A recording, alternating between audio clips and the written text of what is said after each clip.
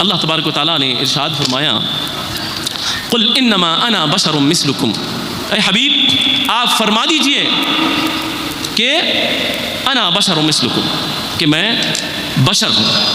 ٹھیک ہے، اب یہ بات سمجھ میں آ گئی.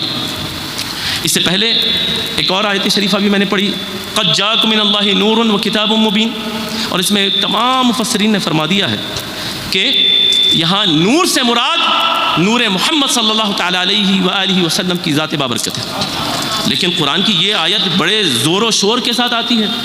بھائی جب بتا دیا گیا قل انما انا بشر مثلکم، کہ میں تمہاری ہی طرح بشر ہوں، تمہید میں گئے بغیر.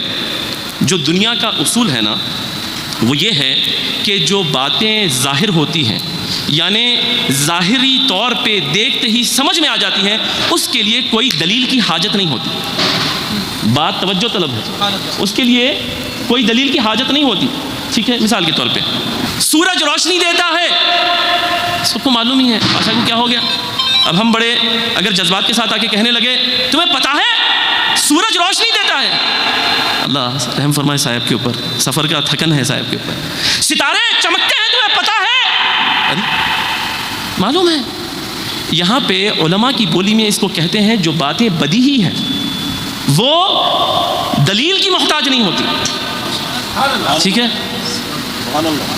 کیا آپ نے کسی کو یہ سنا ہے یہ کہتے ہوئے میں بشر ہوں بشر؟ ارے معلوم ہے صاحب آپ بشر ہی ہے، ہم کب سمجھے آپ کچھ اور ہیں؟ بھائی ہم اگر آپ کو کچھ اور سمجھتے تو پھر آپ یہ کہنا حق بجانب تھا آپ کا کہ آپ بشر ہیں. بلا تشبیہ و بلا تمثیل. تو جو بدیہی باتیں ہوتی ہیں اس کے لیے کوئی دلیل کی حاجت نہیں ہوتی. حضرت ابراہیم علیہ السلام نے ارشاد فرمایا خدا وہ ہے، اللہ وہ ہے جو مشرق سے ایسٹ سے سورج کو طلوع کرتا ہے. اگر تو خدا ہے تو مغرب سے سورج کو طلوع کر کے بتا. تو معلوم یہ ہوا کہ جو مغرب سے ویسٹ سے سورج کو طلوع کر دے وہ اللہ ہوگا. اب رسول پاک کو اللہ نے ایک ایسا معجزہ عطا فرمایا کہ رسول پاک نے سورج کو مغرب سے طلوع کرا، رسول پاک نے ویسٹ سے سورج کو طلوع کروا دیا. بات سمجھ میں نہیں آئی. یا رسول اللہ آپ ہیں کون؟ آپ ہیں کون؟ قرآن تو یہ کہتا ہے کہ جو مغرب سے طلوع کر دے، یعنی بقول حضرت ابراہیم کے بروایت قرآن عظیم کیا کہ جو مغرب سے طلوع کروا دے فَإِنَّ اللَّهَ يَأْتِي بِالشَّمْسِ مِنَ الْمَشْرِقِ فَأْتِي بِهَا مِنَ الْمَغْرِبِ. اب مغرب سے آپ نے طلوع کر دیا، سمجھے تو کیا سمجھے؟ اشارہ کرتے ہیں چاند کے 2 ٹکڑے ہو جاتے ہیں. پاؤں سے ٹھوکر لگائی، ناچتے احد کو ٹھہرا دیا. اشارہ کرتے ہیں درخت دوڑنے لگ جاتے ہیں. آپ نے آواز دے دی، جنگلوں کے درندوں نے کلمہ پڑھ دیا. سمجھے تو کیا سمجھے؟ بھائی معلوم یہ ہوا کہ جو مغرب سے سورج کو طلوع کرا دے وہ خدا ہے. اب یہاں پہ یہ قصہ ہی سرکار کی بشریت کا نہیں ہے. یہاں نادان تو نے سمجھا ہی نہیں، یہ بات ہی سرکار کی بشریت کی نہیں ہے.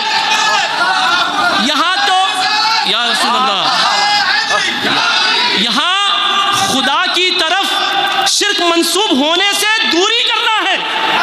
یہاں تو سرکار کی بشریت کی بات ہی نہیں ہے. یہاں تو بات یہ ہے کہ یہ ثابت کر دیا جائے کہ رسول پاک خدا نہیں ہے. قل انما انا بشر مثلکم، کہ میں بشر ہوں جی. سمجھ کے بات آپ؟ اب مثال کے طور پہ قرآن مجید میں ایک اور مقام پہ اگر آپ دیکھیں بات واضح ہے، اکثر و بیشتر سبھی نے سنا ہوگا، بالخصوص علماء اور مشائخ، انما حرم علیکم المیتۃ والدم الی آخرہ. اب یہاں پہ انما کی ترکیب آپ دیکھیے کہ انما یہاں پہ علماء کرام کی نظر ہے ماشاءاللہ کہ انما کہا گیا ہے کہ اچھا اگر اس کا ترجمہ کریں تو یہی بات ہے کہ صرف یہی حرام ہے. کیا؟ مردار، خون اور خنزیر کا گوشت اور وہ جانور جس کو اللہ کے نام پہ نہیں بلکہ غیر اللہ کے نام پہ ذبح کیا گیا ہے. تو اب اس کا کیا معنی لیا جائے گا؟ ترجمہ اگر کریں ہم سلیس سا تو یہ ہے کہ صرف یہی حرام ہے، تو جو باقی سب ہے کھائے جاؤ. لیکن یہ تو اس کا مطلب ہی نہیں، اور یہ تو علماء کے اجماع کے خلاف ہے بات، لیکن یہاں بات تو یہ ظاہر ہو رہی ہے۔ تو معلوم یہ ہوا قاعدہ کیا ہے؟ قاعدہ یہ ہے کہ جب جس وہم کو انسان کے ذہن میں جو وہم پیدا ہو جاتا ہے کسی چیز کو دیکھنے کے بعد، ایک ازمپشن پیدا ہو جاتا ہے، جب کوئی بات کہی جائے اس وقت اس کی تردید کے لیے، تو صرف وہ اس کی تردید کے لیے ہوتی ہے۔ سمجھ رہے ہیں آپ بات کو؟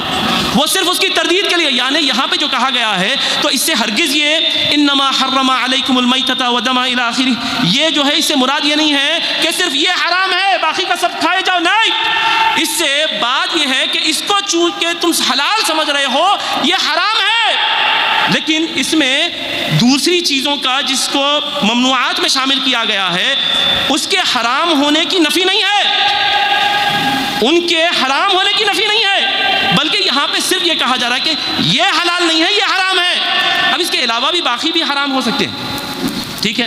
اب یہاں پہ بتایا یہ گیا کہ قل، آپ فرما دیجئے، آپ یہ اعلان کریے، کیا جو تمہارے وہم و گمان میں یہ بات آ گئی ہے نا کہ محمد صلی اللہ تعالیٰ علیہ وآلہ وسلم ہے کون، تو آپ نے فرمایا میں خدا نہیں ہوں، بشر مثلکم، میں بشر ہوں۔